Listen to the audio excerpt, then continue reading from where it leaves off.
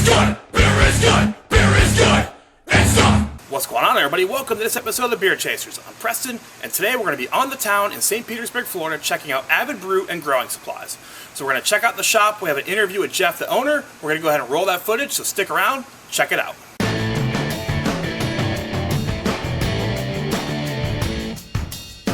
All right, Beer Chasers on the town. We're here at Avid Homebrew Shop with Jeff Keller. Jeff, how's it going? Hey, Beer Chasers, how you doing? I'm doing great. Good, man. So can you tell us a little bit about your shop here?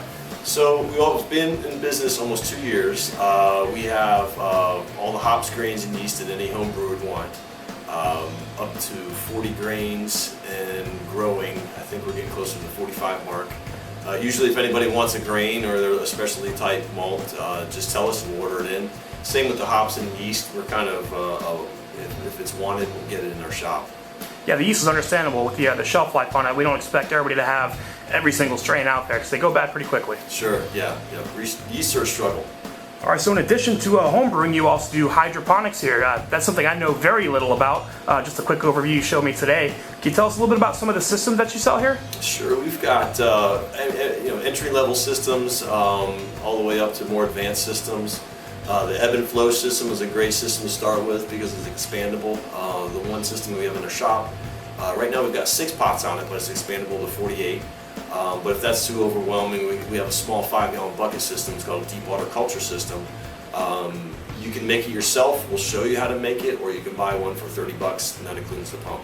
So you could talk a little bit more about that mid-tier one that you have out there you showed me earlier, kind of how it works and the equipment that's with it? Sure, the ebb and flow. Mm-hmm. It's basically a reservoir where you mix the nutrients, a controller bucket, which usually has the timer and you set the levels, and then it has the pots itself.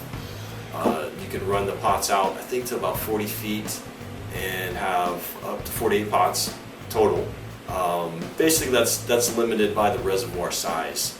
If you had a larger reservoir, you could add keep adding pots to that as well.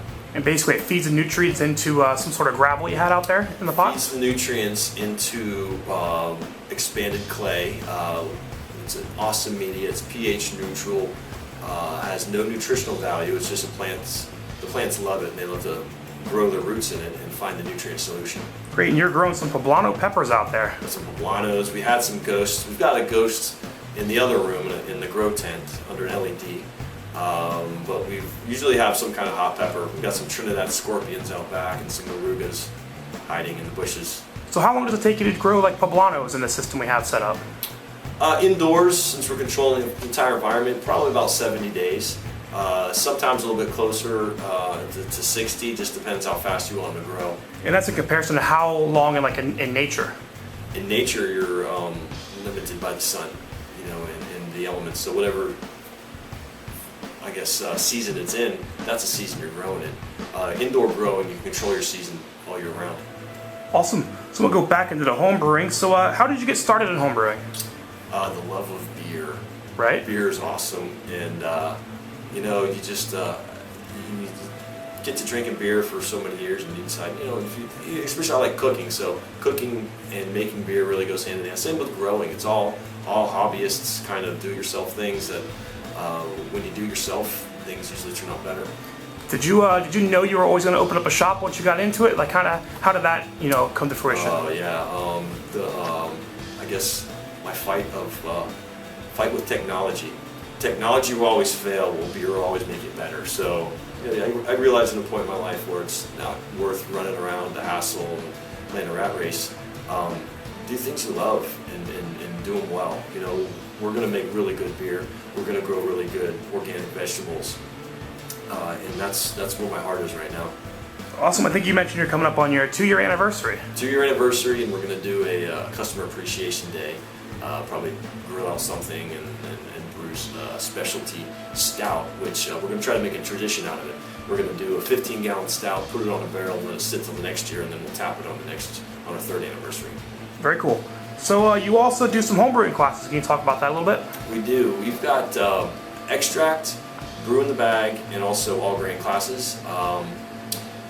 The all grains we try to reserve for more experienced people that are into brewing because sometimes our classes are a lot of fun. We drink a lot of beer, we have a good time, so it makes a great date night for a lot of people, and that's awesome. But for the more serious brewer, we like to have them in the all grain classes to really expand their science. How often are you doing them, and how much do they cost? The classes vary, usually about $25, and that covers all material costs, beer costs, and sometimes we got giveaways, sometimes we get pint glasses or t-shirts or something that goes with the class. But we have them every 3 weeks. We've been increasing it to every other week, but it's just there's so much beer-related things going on at events, it's hard to have them every other week now. Yeah, it's definitely getting popular. Yeah, good times. We'll go ahead and close off with the homebrew club. So you also do a homebrew club here. Yeah, we started a St. Pete Brew home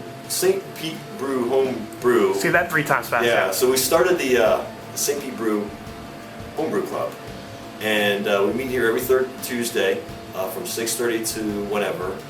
We've been hopping around to different events and different venues. We've been meeting at St. Pete Brewing, and also Green Benches, and we've been to Three Daughters, and we're eventually going to go to Cycle and different restaurants as well. So we try to get out and about and see different systems, and it's pretty good. It's a really new homebrew club, so a lot of the guys are fresh to the industry.